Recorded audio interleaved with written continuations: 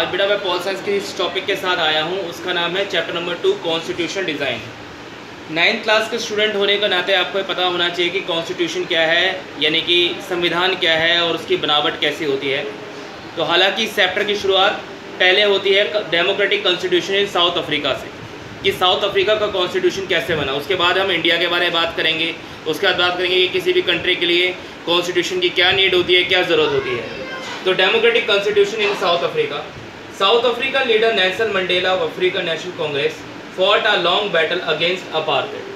South Africa के leader थे बेटा नेल्सन मंडेला, जिन्होंने जो नेशनल अफ्रीकन कांग्रेस के लीडर थे, जिन्होंने एक लंबे टाइम तक काले और गोरे के भेदभाव की लड़ाई लड़ी।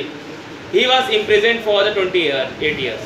इन्होंने 28 साल जेल में रहे, 1964 से लेकर 1992 तक जेल में रहे, and emerge as the first president of the republic of South Africa. ये जेल में इस कारण से रहे थे 28 साल तक, क्योंकि इन्होंने बेटा साउथ अफ्रीका में, जब साउथ अफ्रीका में कॉन्स्टिट्यूशन नहीं था तो बेटा ब्लैक पावर मूवमेंट चल रहा था। यानी कि ब्लैक पावर मूवमेंट यानी कि काले गोरे का भेदभाव, और काले गोरे के भेदभाव को दूर करने के लिए वहाँ की सरकार से उन्होंने लड़ाई लड़ी और 28 साल जेल में रहे, और जब जेल से बाहर निकले तो रिपब्लिक ऑफ साउथ अफ्रीका के प्रेसिडेंट बने। Apartheid was finally defeated in 1994 and 1996 a new constitution was form. Apartheid 1994 में ख़त्म हुआ और नया कॉन्स्टिट्यूशन बना।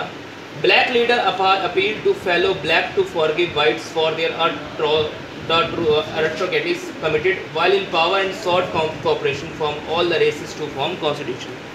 आखिरकार साउथ अफ्रीका के संविधान के अंदर एक ऐसी बात शामिल की गई कि वहाँ पर काले और गोरे का भेदभाव ख़त्म किया गया, और काले और गोरे लोगों को यानी कि ब्लैक और वाइट पीपल को एक ही साथ एक ही मंच पर रखा गया।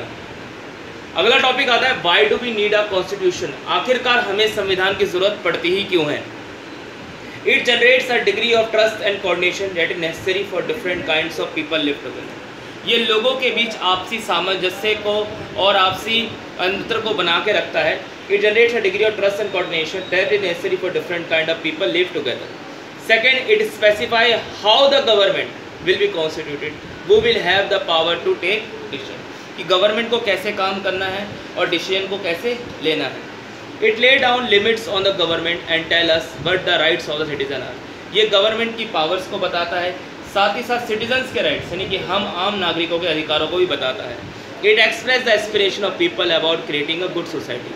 साथ ही साथ ये भी बताता है कि हमें एक अच्छे समाज का निर्माण कैसे करना है। तो आज हमने पढ़ा कि democratic constitution in South Africa and why do we need a constitution. Thank you.